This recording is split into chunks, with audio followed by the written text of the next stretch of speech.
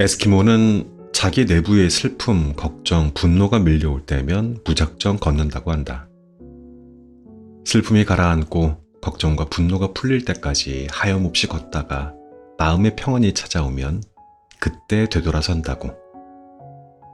그리고 돌아서는 바로 그 지점에 막대기를 꽂아둔다. 살다가 또 화가 나 어쩔 줄 모르고 걷기 시작했을 때 이전에 꽂아둔 막대기를 발견한다면 요즘 살기가 더 어려워졌다는 뜻이고, 그 막대기를 볼 수 없다면 그래도 견딜만 하다는 뜻이 된다. 휴식은 내 삶에 막대기를 꽂는 일이다. 내 안에 나와 끝없는 이야기를 나누며 평화로움이 찾아올 때까지 가보는 것이다. 그리고 그곳에 막대기를 꽂고 돌아오는 일이다.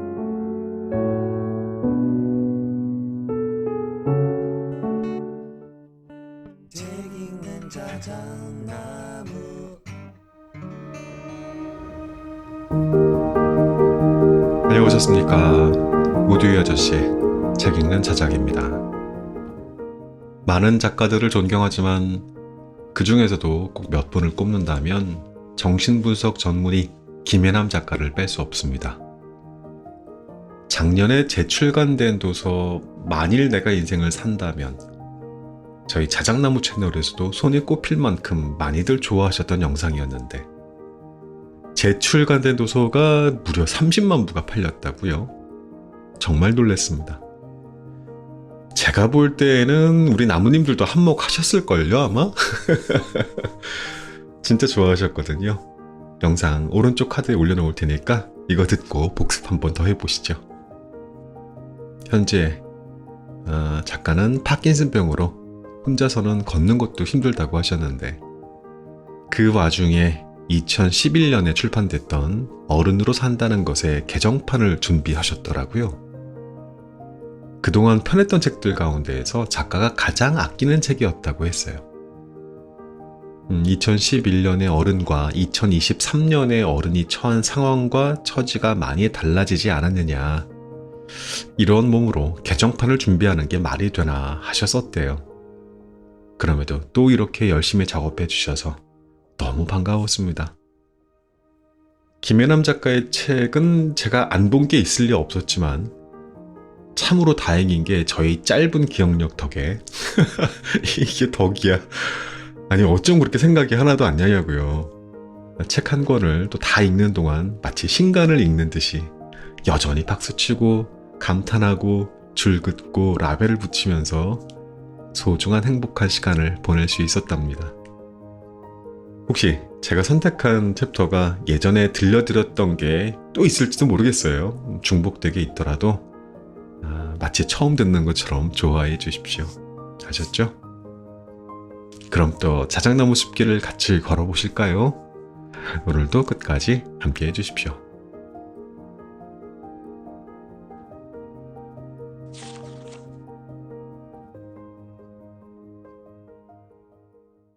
화를 다스리는 가장 좋은 6가지. 고대 스토아 철학의 대가 세네카는 화에 대하여에서 분노야말로 가장 파괴적인 감정이며 분노만큼 인류의 희생을 초래한 역병은 결코 없다고 단언했다. 그는 더 나아가 분노를 순간의 광기라고 일갈하며 다음과 같이 말했다. 타인과의 싸움에서 그에게 고통을 가하고 그를 벌하면서 피를 보고 말겠다는 비인간적인 욕구로 감정이 격해졌을 때 화는 그 상대방을 해할 수만 있으면 다른 그 무엇도 신경 쓰지 않는다. 화는 그 과정에서 스스로에게 겨누어진 비수의 칼끝을 향해 덤벼들며 안갚음하는 당사자의 자신마저 나락으로 떨어질지라도 철저한 복수를 갈망한다. 화는 마치 한순간에 와르르 무너져 내려 땅바닥 위에 거친 돌무더기로 변해버리는 건물과도 같이 자제심을 잃어버리고 부미를 내동댕이치고 인간적 유대 따위는 아랑곳 없이 스스로 시작한 일이 무엇이든 오로지 그것에만 눈이 멀어 이성과 충고에 있는 귀를 닫고 하찮은 이유로 격분하면서 무엇이 옳고 참된지 알아보지 못한다. 그래서 세네카는 살면서 분노를 다스리는 법을 배우는 것이 굉장히 중요하다고 강조했다. 다행히 대부분의 사람들은 화를 참지 못해 상대방뿐만 아니라 자신까지 파괴하는 최악의 결말을 원치 않기에 되도록 화를 내지 않으려 애쓴다. 이때 화가 나는 것과 화를 내는 것은 다른 문제다. 화가 나는 것은 지극히 자연스러운 일이며 어찌할 수 없는 감정이다. 그런데 그 화를 참을지 아니면 상대방에게 화를 낼지 그것은 전적으로 우리의 선택에 달려 있다. 하지만 그 선택은 결코 쉽지 않다. 왜냐하면 어떤 사람은 화를 너무 억눌러서 문제가 생기고 또 어떤 사람은 화를 심하게 내서 문제를 만들기도 한다. 그래서 고대의 철학자 아리스토텔레스는 누구든지 화를 낼 수 있다. 그것은 쉬운 일이다. 그러나 올바른 대상에게 올바른 정도로, 올바른 시간에, 올바른 목적으로, 올바른 방식으로 화를 내는 것은 쉬운 일이 아니다. 라고 말하기도 했다. 1. 화가 날 때는 먼저 숫자부터 세어라. 화가 나면 그 감정을 인정하되 즉각적인 반응을 하지 않는 것이 중요하다. 화가 나 참을 수 없는 상태가 되면 흥분해서 이성을 잃어버리게 된다. 그러면 아무 말이나 내뱉게 되고 그러면 돌아서서 반드시 후회하기 마련이다. 왜냐하면 분노 표출은 상대방에게 가장 뼈아픈 상처를 주는 것을 목적으로 하기 때문이다. 그러니 화가 치밀어 오를 때에는 일단 속으로 하나부터 10까지 세어보라. 숫자를 세는 동안 흥분을 조금이나마 가라앉히게 되고 끓어오르는 분노 때문에 잠시 잃어버렸던 이성도 되찾게 될 것이다. 그러면 나중에 후회하게 될 말이나 행동을 미연에 방지할 수 있다. 그럼에도 화가 나서 참을 수 없다면 미국의 제3대 대통령 토마스 제퍼슨의 말을 기억해 둘 필요가 있다. 화가 날 때는 10까지 세어라. 화가 너무 많이 날 때에는 100까지 세어라. 2. 타인에 대한 최소한의 예의는 지켜야 한다. 눈 돌리면 화가 나는 것 투성이다. 왜냐하면 세상에는 이해할 수 없는 사람들이 너무 많기 때문이다. 복잡한 출근길, 오늘도 누군가가 나의 어깨를 치고 간다. 그런데 왜 미안하다는 말 한마디가 없을까? 사람들 틈을 비집고 겨우 회사에 들어가서 커피를 내렸는데 팀장이 나 주려고 뽑은 거야? 잘 마실게 하면서 순식간에 커피를 가져가 버린다.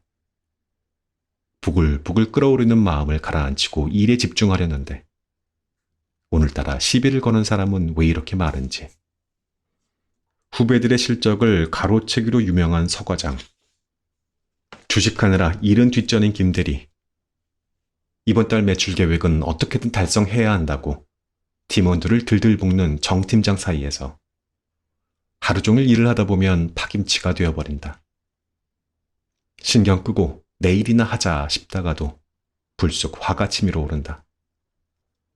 어쩜 사람들이 하나같이 이기적이고 뻔뻔할까?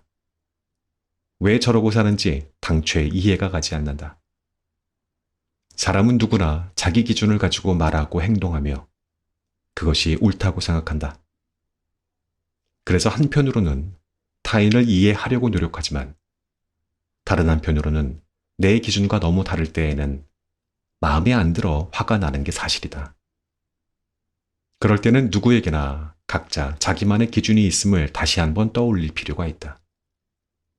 설령 내 마음에 들지 않는다 해도 상대방이 틀린 것은 아니다. 그저 나와 삶의 기준이 다를 뿐이다. 또 누구도 100% 올바른 기준을 가지고 살지는 않는다.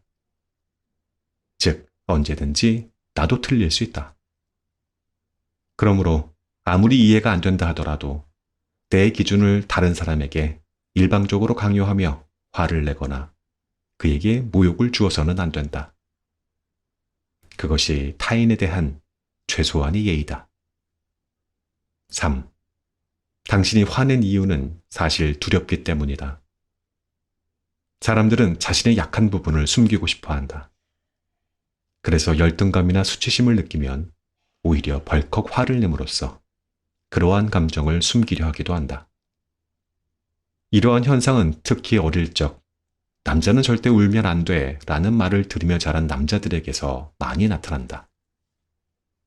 그들은 자신의 감정이 정확히 어떤 건지 모를 때가 많다. 크게 상처받았을 때도, 거절당할까봐 무서울 때도, 창피함을 느낄 때에도 그저 뭔가가 잘못될 것 같은 두려움을 느낄 뿐이다. 그래서 두려움을 감추기 위해 불같이 화를 내며 남을 공격한다. 그러므로 화가 난다면 정말 화가 난 것인지 아니면 그 뒤에 다른 감정이 숨어 있는지부터 살펴야 한다. 화를 내는 것과 무엇인가가 두렵다고 말하는 것은 분명 다르니까 말이다. 4. 화가 났을 때에는 어떠한 결심도 행동도 하지 마라. 몽골 제국을 이끈 칭기스칸.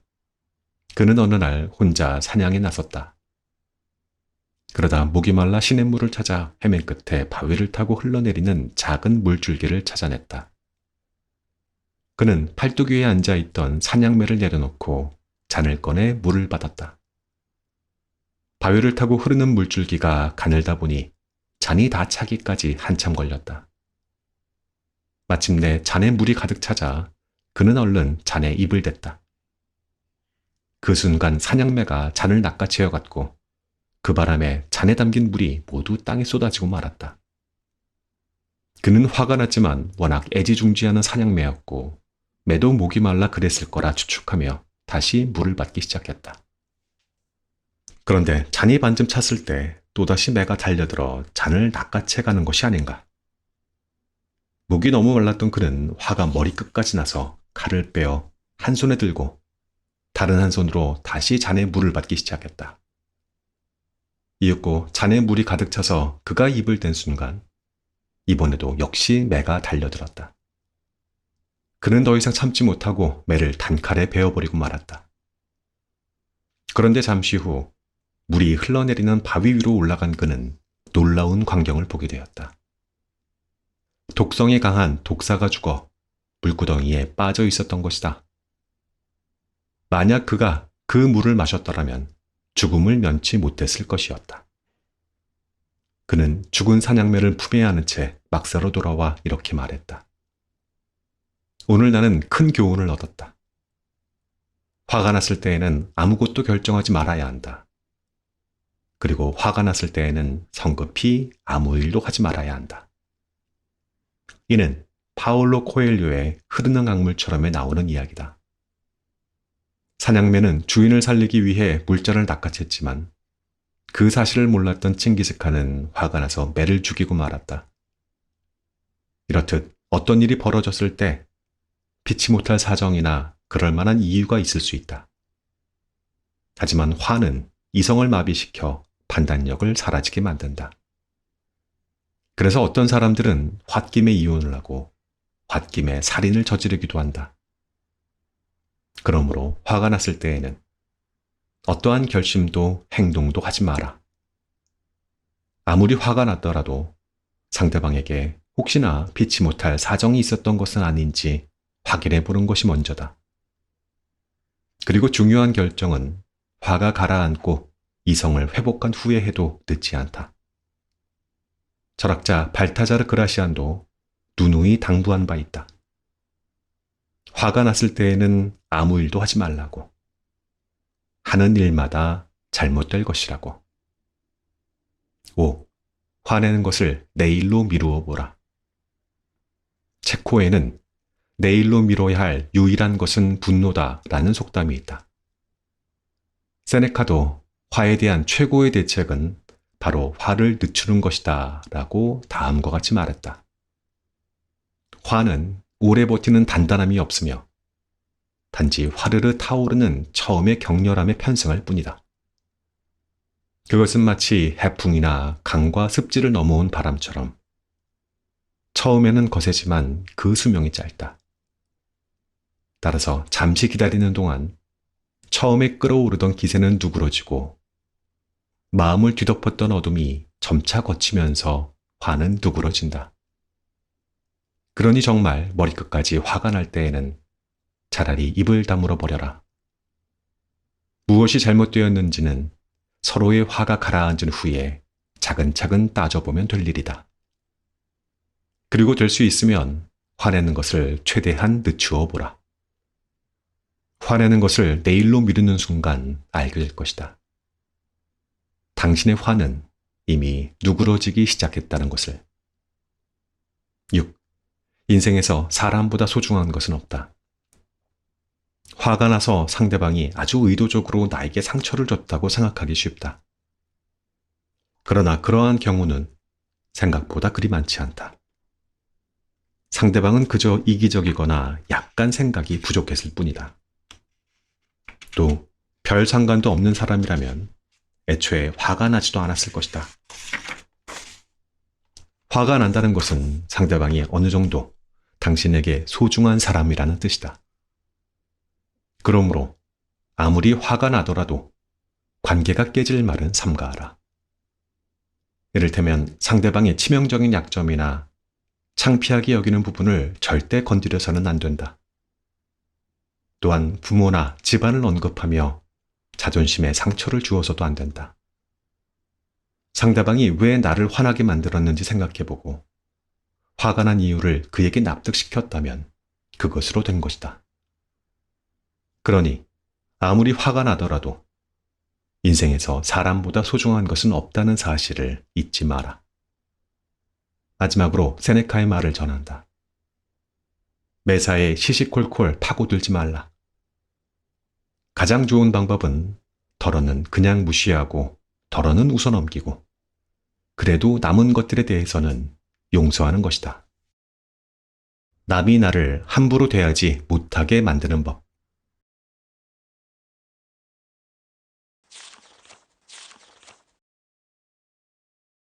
안녕이라는 작별 인사가 중요한 이유. 내 앞에 닥칠 불행을 미리 예감할 수 있다면 얼마나 좋을까. 하지만 애석하게도 우리에게는 그런 능력이 없다. 그래서 갑자기 예상치 못한 큰일을 겪게 되면 우리의 정신은 그 상황에 압도당해 마비되고 만다. 단 한 번도 이별을 생각해 본 적이 없는데 느닷없이 이별을 맞이해야 할 때에는 더욱 그렇다. 사실 아무런 작별 인사도 없이 헤어지는 것은 헤어지는 것이 아니다. 작별 인사를 한다는 것은 헤어짐을 구체함으로써 상대가 떠났다는 사실을 인정하고 마음으로 받아들이는 작업이기 때문이다. 장례식을 떠들썩하게 하는 것도 바로 이 이별 예식을 위한 것이라고 말할 수 있다. 한바탕 크게 목 놓아 울고 주위 사람들과 함께 이별 예식을 준비하고 그리고 비로소 그의 죽음을 마주하며 그를 가슴에 묻는 작업. 이 시간을 통해 떠나는 사람은 떠나는 사람대로, 남은 사람은 남은 사람대로 서로에게 작별을 고하며 그동안 함께했던 시간을 정리하게 된다. 어느 날 갑자기 나한테 한마디 말도 남기지 않은 채 엄마가 없어졌어요. 그런데 다른 가족들이 엄마가 미국에 들어갔다고 곧 돌아올 거라고 했어요. 난 엄마가 죽었다는 것을 어렴풋이 눈치채고 있었는데 말이에요. 어렸을 때 엄마를 잃어버린 한 환자의 말이다. 가족들은 어린 그녀가 충격을 받을까봐 엄마의 죽음을 쉬쉬했다. 그래서 그녀는 엄마가 죽었다는 사실을 큰 비밀로 받아들이고 이 일을 절대 입 밖에 내어서는 안 된다고 생각했고 그래서인지 늘 가슴속에 있는 큰 돌덩이에 짓눌린 듯 살아왔다. 그녀를 무엇보다도 힘들게 만든 것은 엄마에게 마지막 작별 인사를 할 수 없었다는 사실이다. 이 경우 그녀에게 엄마는 죽지도 살아있지도 않은 사람이 된다. 이처럼 임종을 지키지 못했다. 작별 인사를 못한 채 헤어졌다라는 사실은 큰 한으로 남는다. 그러기에 병원에서는 가족이 와서 임종을 지킬 때까지 이미 끊어진 숨을 인공적으로 연장시키기도 한다. 한편 전쟁이나 지진, 삼풍백화점 붕괴 사고, 9.11 테러처럼 대재앙이 덮친 뒤에 우리는 실종된 가족이나 친구를 찾아 헤매는 사람들을 보게 된다. 이때 주검이라도 찾을 수 있다면 다행이지만 남은 가족을 가장 힘들게 하는 건 사랑하는 사람의 죽음을 찾지 못해 생사를 확인할 길이 없을 때다. 그가 어딘가에 살아있을지도 모른다는 한 가닥 희망은 살아있는 사람들을 평생 괴롭힌다. 왜냐하면 이 경우 죽음도 같이 실종되어 버리기 때문이다. 실종된 죽음은 묻을 수 없게 된다. 그래서 남은 사람들은 그가 죽었다는 것을 뻔히 알면서도 그를 기다려야 하는 고통스러운 상황에 놓이게 된다. 끝나지 않는 슬픔의 한가운데에 남겨지는 것이다. 우리는 헤어진 사람과의 마지막 작별 인사에 대한 기억을 두고두고 회상한다. 이별을 아쉬워하던 그의 눈빛이나 힘없이 돌아서는 쓸쓸한 뒷모습 등 그러한 장면을 반복해서 회상하는 것은 받아들이기 힘든 헤어짐을 현실로 받아들이기 위한 노력의 하나이다. 그런 의미에서 보자면 작별 인사를 하는 것은 서로 헤어져야 할 수밖에 없는 상황을 받아들이는 작업이며 서로가 이별을 애달파하고 슬퍼한다는 것을 확인하는 작업이다. 또 내가 상대방에게 얼마나 중요한 사람이었는가를 확인하는 작업이기도 하다. 이러한 믿음이 있다면 우리는 과거를 소중히 간직하고 각자의 길을 떠날 수 있게 된다. 그러므로 작별이란 그동안의 만남에 종지부를 찍는 작업이면서 한편으로는 그동안의 만남에 의미를 부여하는 작업이기도 하다. 시인 정일근은 가을 옥새라는 시에서 요즘의 이별을 다음과 같이 스케치한다.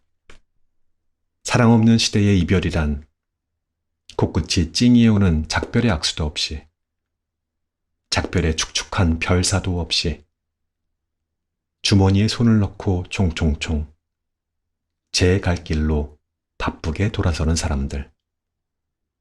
이처럼 작별 인사도 없이 가버리면 남은 사람은 거절당하고 버림받았다는 고통을 느끼게 된다. 민정 씨는 아빠에 대한 기억이 거의 없다. 어릴 적 부모의 이혼으로 엄마와 함께 살게 된 이후 아빠를 본 적이 없기 때문이다. 그런데 어느 날 엄마는 그녀를 외할머니 집으로 데리고 갔고 다음 날 일어나 보니 엄마는 곁에 없었다. 할머니 말로는 돈을 벌러 갔다는데 25살이 넘은 지금까지 아무 소식이 없다. 엄마와 아빠 모두 살았는지 죽었는지 모르는 그녀는 슬픔의 한가운데에 버려지고 말았다. 작별 인사도 없이 혼자 남겨진 그녀는 누구에게도 마음을 열지 못하고 있다. 또다시 버림받을까봐 두렵기 때문이다. 지원 씨의 경우는 달랐다. 그녀의 부모는 떠나면서 그녀에게 작별 인사를 했다. 너에게 엄마 아빠가 있고 너를 사랑한다는 사실을 기억하렴이라고 말하며 언제나 용기를 잃지 말 것을 당부했다. 그리고 이 말은 살아가는데 그녀를 지탱해주는 큰 힘이 되었다. 사랑받고 있을 때 우리는 살아있다고 느낀다. 작별의 말은 아이가 살아가는데 친구가 되어준다. 그것은 부모의 사랑이 남기고 간 유산이자 아이가 살아남길 바라는 소망으로서 아이의 초자아에 큰 영향을 끼치게 된다. 그래서 안녕이라고 말하기, 잘 가라고 말하기는 모든 헤어짐에 매우 중요하다. 설령 갑작스러운 이별이나 상실로 작별 인사를 할 만한 시간적 여유가 없거나 일방적인 이별을 겪는 경우 나중에라도 내 마음속에서 상대를 떠나보내며 그를 향해 이제는 안녕이라고 말할 수 있어야 한다. 그렇게 상대에게 안녕이라고 말한다는 것은 떠난 사람과 나를 묶어놓았던 끈을 푸는 마지막 작업이다. 서로가 서로에게서 자유로워지는 작업인 것이다. 안녕이라고 말하는 작별 인사는 떠나가는 사람과 남아있는 사람에게만 필요한 것은 결코 아니다. 이제는 과거가 되어버린 어제의 나에게도 안녕이라고 말할 수 있어야 한다. 그래야 우리는 과거를 소중히 간직한 채 오늘을 살고 내일을 맞이할 수 있게 된다. 한때는 내 소유였지만 지금은 내 곁에 없는 사라져버린 것들에 대해서도 우리는 안녕 하면서 손을 흔들 수 있어야 한다. 그리고 생의 마지막 날에는 이 세상을 살아왔던 나 자신에게도 작별을 고할 수 있어야 한다. 그래서 어쩌면 안녕이라고 말하는 것은 인간으로 태어났다면 누구나 매일같이 해야 하는 숙명의 과제인지도 모른다.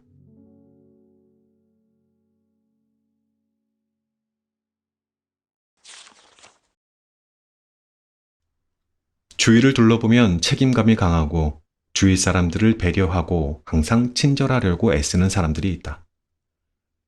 그들은 거의 대부분 다른 사람의 부탁을 거절하지 못한다. 거절하면 실망하겠지. 이번 한 번만 그냥 넘어가자. 내가 참는 게 모두를 위해 낫지 않을까라는 생각으로 무리한 부탁도 들어준다. 혹시나 부탁을 거절했다가 상대방과의 관계가 틀어질까봐 두렵기 때문이다. 그처럼 싫어도 좋은 척, 힘들어도 괜찮은 척, 화가 나도 아닌 척 애쓰는 사람들은 항상 남의 기분을 신경 쓰느라 자기 마음이 골마 터지는 것은 보지 못한다. 심지어 잘못한 것도 없이 일단 덮어놓고 사과부터 하기도 한다. 그들은 다른 사람과 대립하는 것을 극도로 꺼린다. 그래서 서둘러 사과를 해버림으로써 마찰을 피하려고 한다. 자신의 의견을 내세우기보다 차라리 다른 사람의 의견을 따르는 게 속 편하다고 스스로를 위로하면서 말이다. 그러나 지나친 사과는 아니 하는 만 못한 법이다. 제가 잘못했어요 라고 말하면 서로가 얼굴 붉힐 상황은 피할 수 있을지 모른다. 그래서 당장은 마음이 편할지 모른다. 하지만 단지 불편한 상황을 모면하고자 사과를 하는 것은 매우 어리석은 일이다. 왜 잘못한 것도 없으면서 스스로를 깎아내리려 하는가? 다른 사람은 존중하면서 정작 당신 자신은 시궁창에 처박아 버리는 꼴이다. 당신을 지키는 것은 그 누구도 아닌 바로 당신 자신이다. 그러므로 잘못한 것도 없으면서 사과하는 것은 스스로를 욕되게 만드는 행위이다. 당신 자신을 함부로 대하지 마라. 그래서는 안 된다. 사람들로부터 부당한 대우를 받을 때에도 마찬가지다. 그냥 참고 넘어가면 그들은 당신을 함부로 대해도 된다고 여기고 다음부터는 별다른 죄책감조차 갖지 않을 수 있다. 그러니 부당하면 부당하다고 말할 수 있어야 한다. 그래야 사람들이 비로소 당신에게 예의를 갖출 것이기 때문이다. 일에서든 인간관계에서든 참고 견디는 데는 한계가 있다. 그래서 무리한 부탁을 받으면 나만 손해보는 느낌이 들고 상대가 미안해하기는커녕 뻔뻔하게 나올 경우 결국 분노는 내 안에서 곪게 된다. 그리고 그 분노는 자신도 모르는 사이 어느 순간 폭발하고 만다. 참으면서까지 관계를 지키고자 했었지만 결국 한순간에 관계가 무너지는 결과를 낳고 마는 것이다. 그래서 나는 결혼하는 딸에게 굳이 착한 며느리가 되려고 애쓰지 마라 라는 말부터 했다. 평소 딸의 성품으로 보자면 시부모에게 잘하려고 무진 애를 쓸 텐데 그러면 시부모의 기대가 너무 높아져 나중에는 딸이 힘들겠다는 생각이 들었기 때문이다. 대신 나는 딸에게 편한 며느리가 되는 게 너한테도 시부모한테도 좋아 라고 말했다. 어떤 관계든 무조건 상대방에게 맞추는 것이 아니라 서로 양보하고 타협하는 과정을 거쳐야 한다. 그래야 어느 한쪽만 희생하는 비극을 막을 수 있게 된다. 또 서로 못하는 게 뭔지, 무엇을 하기 싫어하는지 알아야 서로 편하게 볼 수 있다. 그러한 의미에서 나는 오래도록 좋은 관계를 지속하는 힘은 무한한 친절과 배려가 아닌 명확하게 선을 긋는 데에서 나온다고 생각한다. 선을 긋는다는 것은 상대와 나 사이에 넘을 수 없는 벽을 쌓고 접촉을 끊겠다는 것이 아니다. 내가 할 수 있는 한계를 설정하고 거기까지는 최선을 다해 배려하되 그 이상은 못하겠다고 말하는 것이다. 그래야만 남의 감정이 상할까봐 신경 쓰다가 능력 밖의 일까지 떠맡아 괴로워하지 않을 수 있다. 이처럼 한계 설정은 나를 함부로 대하는 사람들로부터 나를 지키기 위해 꼭 해야만 하는 일이다. 어떤 사람들은 선을 긋는 것이 이기적이라고 비난하지만 그것은 결코 이기적인 게 아니다. 이기적이라는 말은 다른 사람이 어떻게 되든 말든 내 이익을 먼저 챙기겠다는 태도를 뜻한다. 하지만 한계를 설정하는 것은 내 처지와 능력이 여기까지밖에 안 된다고 상대방에게 명확하게 밝히는 것이다. 그래서 내가 할 수 없는 일, 내가 바꿀 수 없는 관계에 매달리는 대신 내가 할 수 있는 일과 나를 존중하는 소중한 사람들에게 집중하겠다고 말하는 것이다. 그러므로 남이 나를 함부로 대할 때에는 선을 그어 나를 지키고 보호하는 것이 먼저다. 그럼에도 사람들은 대개 분명한 한계를 설정하는 것을 두려워한다. 상대방이 나를 싫어하거나 관계가 틀어질까봐 두려워 선을 긋지 못하는 것이다. 자존감이 낮은 사람일수록 그 두려움이 더 크다. 물론 내 마음을 솔직하게 밝힘으로써 잠시 주변 사람들을 섭섭하게 만들 수도 있을 것이다. 하지만 크게 걱정할 필요는 없다.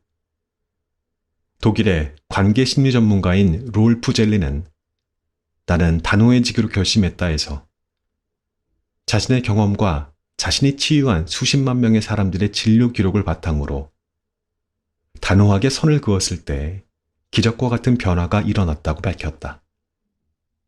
한계를 설정하자 관계가 깨지는 게 아니라 오히려 단단해졌고 내 감정을 억누르지 않고 솔직하게 표현하자 비로소 내 생각과 취향을 존중받을 수 있는 관계로 발전하게 되었다는 것이다.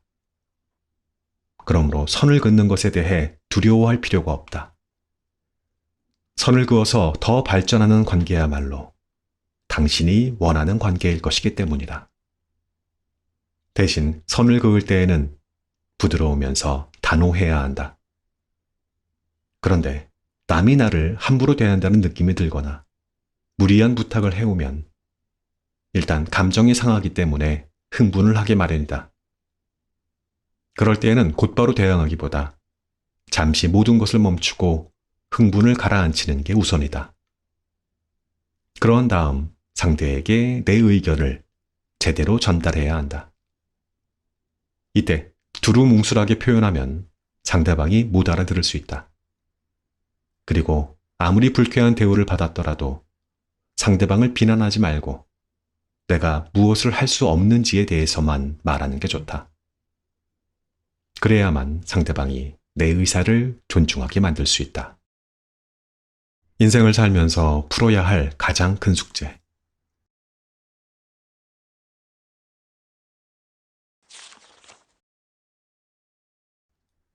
열 달 동안 나를 품어주고 보호해준 엄마의 자궁과 이별하기. 그것이 우리 삶의 시작이다. 엄마의 몸에서 탯줄을 끊고 이 세상에 나오는 순간 우리는 이미 되돌아갈 수 없는 상실의 강을 건너는 것이다. 그 사실은 아기에게 이루 말할 수 없는 고통을 주게 되는데 정신분석학자 오토 랭크는 이때의 충격을 출생의 충격이라고까지 말한다.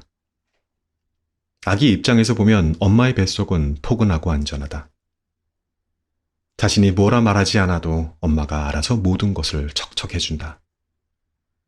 그런데 어느 순간 말도 없이 엄마가 자신을 세상 밖으로 보내버린다. 그런데 막상 세상을 보니 신기한 것 투성이다.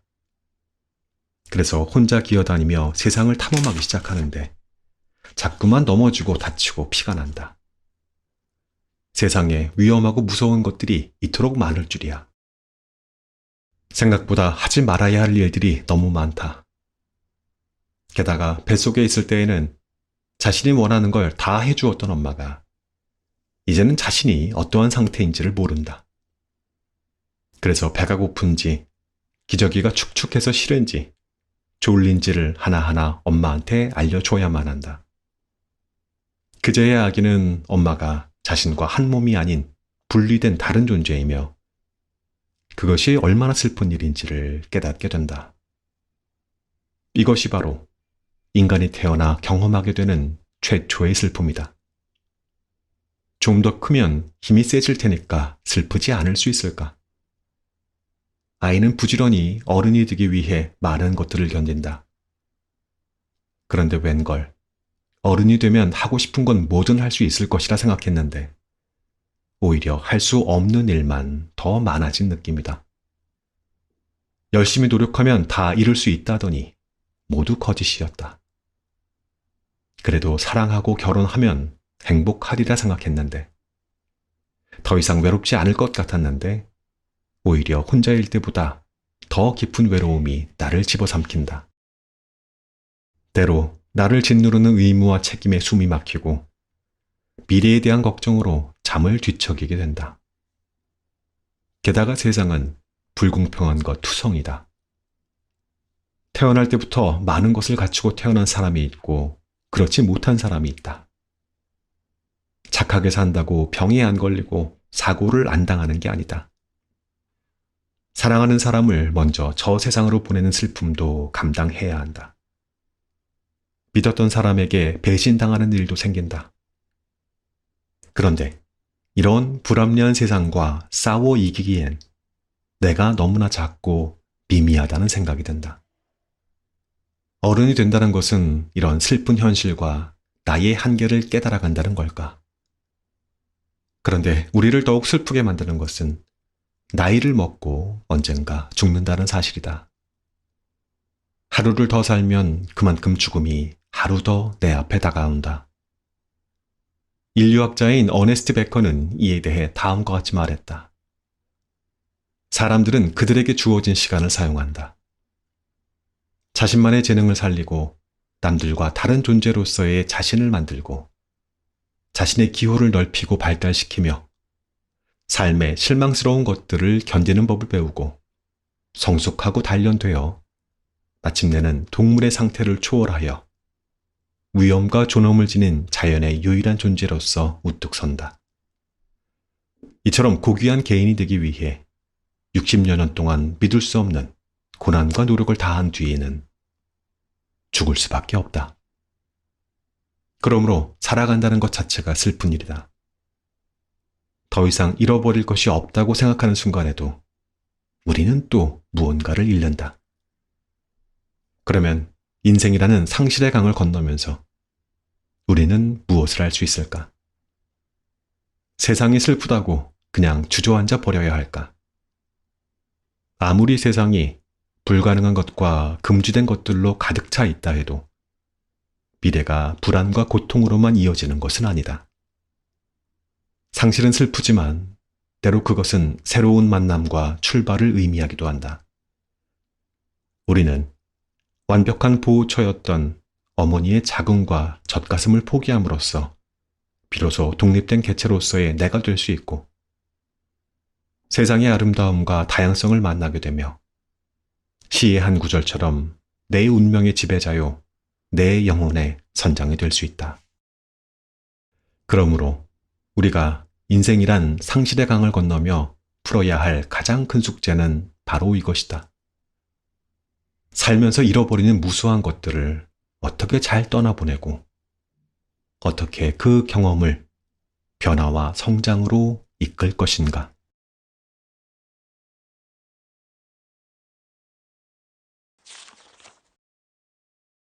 내가 삶의 흉터들을 사랑하는 이유. 학생 실습을 할 때의 이야기다. 수학과에 4살짜리 남자아이가 왔다. 아이를 안고 있는 젊은 엄마 뒤로 어른들 대여섯 명이 근심이 가득 찬 얼굴로 따라 들어왔다. 사정을 들어보니 아이가 말을 못한다고 했다. 조금 발달이 늦어서 그러려니 생각했는데 4돌이 지나도록 기본적인 단어 몇 마디 외에는 통 말을 못한다는 것이다. 아이는 5대 독자였다. 아이의 집은 증조 할머니, 할머니, 할아버지, 그리고 고모 둘과 같이 사는 대가족이었다. 아이에 관해 저마다 한마디씩 하느라 외래는 시끌벅적했다. 한참 아이를 진찰하던 과장님은 아이가 말을 못하는 것이 아니라 말할 필요성을 느끼지 못한 상태라는 진단을 내렸다. 아닌 게 아니라 병원에서도 할머니, 할아버지는 5대 독자에게 무슨 일이라도 있을까봐 옆에서 시중 드느라 정신이 없었다. 아이의 표정만 보고도 무얼 원하는지 바로 알아차리고는 그것을 대령하곤 했다. 과장님 말대로 아이는 말할 필요성이 전혀 없는 상태였다. 가만히 있어도 주위 어른들이 자신의 표정을 읽고 척척 다 해주는데 굳이 말하거나 소리내어 울 필요가 없었던 것이다. 이처럼 모든 것이 충족되는 상황에서는 아이 스스로 어떠한 것이든 배우고 경험할 필요가 없어진다. 만일 아이가 계속 그런 환경에서 커나가게 되었다면 어떻게 되었을까? 아이는 계속 말하는 법을 익히지 못했을 테고, 그러면 가족들 없이는 아무것도 할 수 없는 사람이 되고 말았을 것이다. 욕망이 좌절되었을 때 우리는 상처를 입는다. 자신이 안전하지 못하고 보호받지 못한다고 느낄 때 상처를 받는다. 자존심이 상하고 모욕감이나 수치심을 느낄 때에도 상처를 입는다. 스스로 할 수 있는 게 아무것도 없다는 무력감을 느낄 때, 또 사람들로부터 사랑받지 못하고 아무도 자신을 원하지 않는다고 느낄 때 우리는 상처를 받는다. 다시 말해, 우리가 무엇인가를 절실히 원하기 때문에 상처받는 것이다. 기본적인 생존의 욕구 말고도 우리는 안전하게 있고 싶고, 사랑받고 싶어 하고, 최고가 되고 싶어 하고, 또 나만의 자율성을 지키고 싶어 한다. 하지만 이러한 수많은 욕구들이 완전히 충족될 수는 없으며, 다른 사람들의 욕구와 충돌하면서 상처와 흔적을 남긴다. 그리고 그 상흔을 통해 우리의 한계를 깨닫고 어떻게 해야 할지를 알게 되며 세상을 배우고 인생을 이해하게 된다. 사실 상처와 상실은 우리 삶에서 하나의 조건이자 결과다. 누구나 다른 사람들로부터 상처를 받고 또 상처를 입히며 살아간다. 상처 없는 삶은 앞에서 소개한 아이처럼 우리의 사고 능력을 마비시키고 성장의 필요성을 느끼지 못하게 하여 오히려 불구자로 만들 수 있다. 살아가면서 우리는 자신도 모르게 손등에 긁혀있는 작은 상처로 시작해서 때론 생명을 위협할 정도의 커다란 상처까지 순간순간 상처를 입을 수 있는 위험에 처하게 된다. 하지만 우리가 견딜 수 있는 범위 안에서의 상처는 오히려 우리를 강하게 만든다. 큰 전염병을 막기 위해 그 균을 약화시켜 몸에 주입하여 면역력을 키우는 예방주사처럼 작은 상처나 상실은 나중에 올지도 모르는 큰 상처나 상실을 대비할 수 있게 한다. 성장한다는 것은, 어른이 된다는 것은 옛것을 보내고 새로운 것을 맞아들이는 과정이다. 친숙했던 것들과 이별하고 소중했던 것들을 떠나보내는 것은 고통스러운 일이기에 모든 성장에는 성장통이 따른다. 이러한 성장통은 우리가 자라고 성숙하기 위해 꼭 겪고 넘어야 할 산이다. 그 산을 넘은 뒤에야 우리를 기다리고 있는 새로운 것들을 맞아들일 수 있다. 우리는 살아가면서 자연스럽게 받아들여야 하는 것 말고도 종종 예기치 않았던 상실을 겪기도 한다. 갑작스럽게 이사를 간다든지, 부모와 이별을 한다든지, 사고로 사랑하는 사람을 잃는다거나, 또는 질병으로 건강이나 신체의 일부를 잃는 고통과 불행을 겪기도 한다. 그뿐만 아니라 꿈과 희망을 잃거나 자존감이나 자신감, 가치관을 상실하기도 한다. 때로는 세상과 사람들에 대한 믿음이 사라지기도 하고, 자신이 뿌리박았던 문화나 세계적 지도자나 예술가, 영웅의 상실을 경험하기도 한다. 또 전쟁이나 테러로 인해 수많은 사람들이 죽어가는 것을 보면서 인간성의 상실을 경험할 때도 있다. 예측하지 못한 크고 작은 상실을 겪고 상처를 받을 때마다 우리의 몸과 마음은 피눈물을 흘린다. 그러나 얼마 안 있어 피와 눈물이 멎으면서 찢어진 상처 위로 새살이 돋아나기 시작한다. 그 새살은 이전보다 더욱 단단해져서 우리의 힘을 키우는데 도움을 주기도 한다. 우리 모두는 자연 치유력을 갖고 있다. 모든 상처나 병을 이겨내는 것은 바로 자신이다. 자신에게 그러한 힘이 있다는 것을 모르고 있을 뿐이다. 사실 모든 의학적인 치료는 상처가 덧나지 않도록 보호하며 우리가 가진 자연 치유력이 잘 활동할 수 있도록 돕는 것에 불과하다. 우리는 상처를 극복하는 과정에서 숨겨진 자신의 힘을 발견한다. 그리고 상처를 이겨내고 새살이 돋으면 시련을 이겨낸 자신에 대한 기쁨과 자부심이 생긴다. 자신이 얼마나 가치 있고 소중한 존재인지를 깨닫게 되는 것이다. 그러나 모든 상처에는 흉터가 남는다.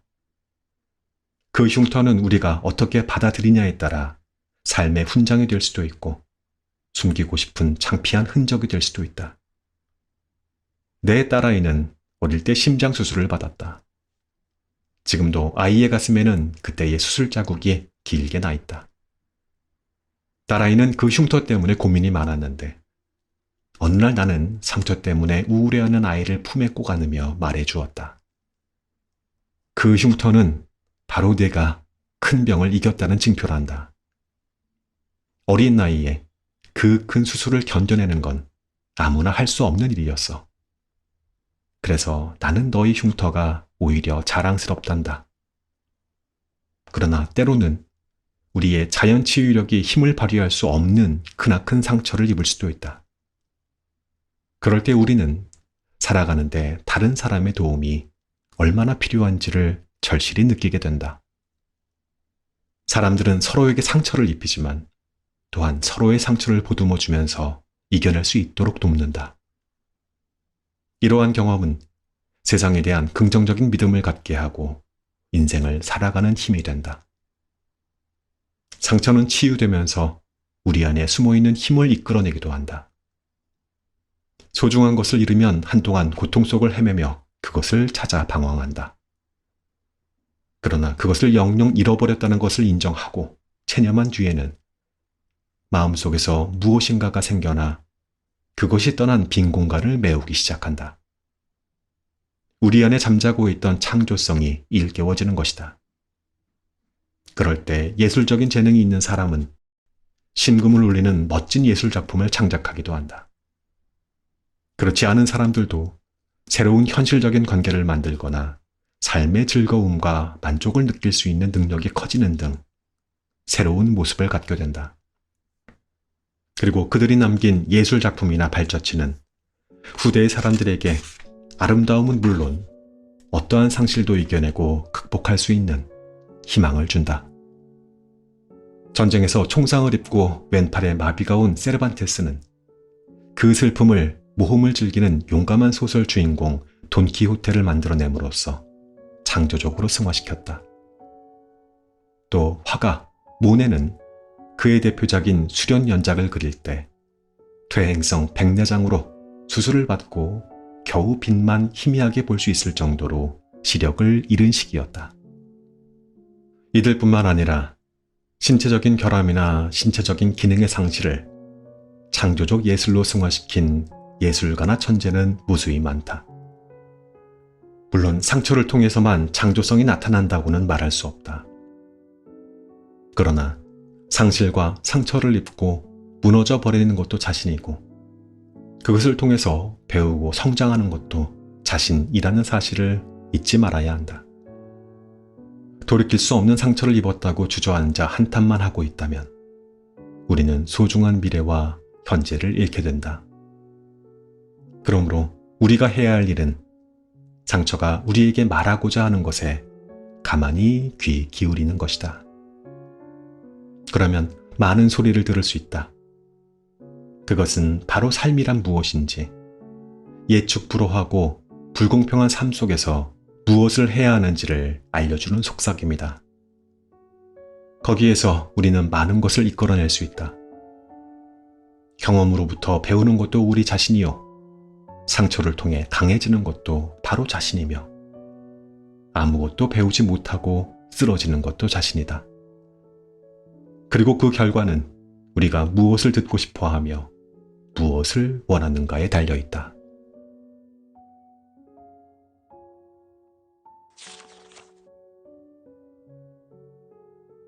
이 책의 낭독은 여기까지 하겠습니다. 마지막에 들려드렸던 내가 삶의 흉터들을 사랑하는 이유, 잠시 더 이야기해보고 싶었습니다. 5대 독자의 나이는 어른들이 무엇이든 원하는 것을 심지어 말을 하지 않아도 다 해주니 말을 배울 필요가 없었다고 했어요. 성장하지 않는 겁니다. 우리는 상처를 입었다, 상처를 받는다라는 이야기를 종종 하게 되는데, 이건 내가 무언가를 욕망했는데 그것을 얻지 못했을 때 이런 말을 하게 됩니다. 즉, 우리가 무엇인가를 절실히 원하기 때문에 상처받을 수 있는 거라고요. 그러니까 상처와 상실은 우리 삶에서 하나의 조건이기도 하고 결과이기도 한 겁니다. 상처 없는 삶은 아까 말했던 그 5대 독자처럼 우리의 사고 능력을 마비시키고 성장의 필요성을 느끼지 못하게 하니까요. 그렇게 살고 싶으신가요? 설마 상처를 하나도 주지 않고 싶어서 우리의 아이들을 말 못하는 아이로 키우고 싶으신가요? 예측하지 못한 크고 작은 상실을 겪고 상처를 받을 때마다 우리는 몸과 마음에 피눈물을 흘립니다. 하지만 잊지 마세요. 얼마 안 있어 피와 눈물이 멎으면서 찢어진 상처 위로 새살이 돋아나는 것을 잘 알고 있으니까. 그리고 상처를 극복하는 과정에서 숨겨진 우리들의 힘을 자랑스러워해야 합니다. 모든 상처에는 흉터가 남습니다. 그 흉터가 우리에게 말하고자 하는 것에 귀를 기울여 봤으면 좋겠어요. 삶이 무엇인지, 이토록 불공평한 삶 속에서 무엇을 해야 하는지 알려주는 그 속삭임들을 들어야 합니다. 그 상처를 통해서 강해지고 성장할 것을 선택하든지, 아무것도 배우지 못하고 쓰러져 버리거나 숨기고 싶은 창피한 기억으로 만들 것인지, 그것은 우리가 선택할 수 있습니다. 김혜남 작가님, 사랑합니다. 존경합니다. 이렇게 많은 독자들이 응원하고 있다는 거 꼭 기억해 주십시오. 엔딩 음악 들으면서 저는 그만 물러갑니다. 나무님들, 안녕히 계세요.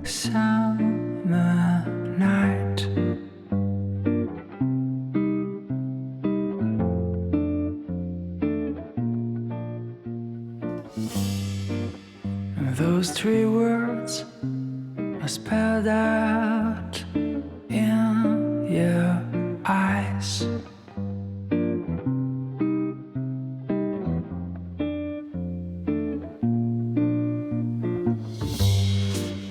But before I go on, say something wrong.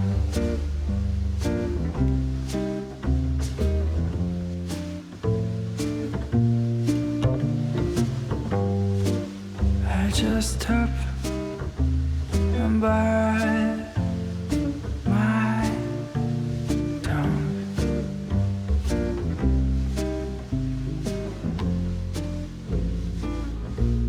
'Cause you've been told too many times before.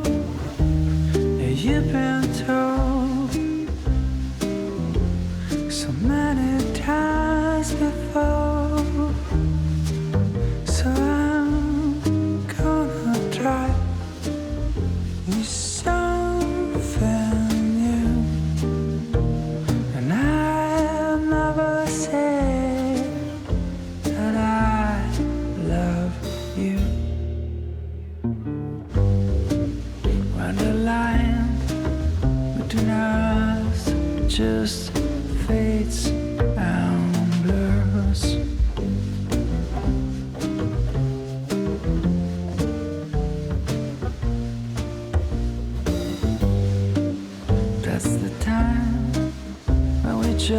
just don't need more words.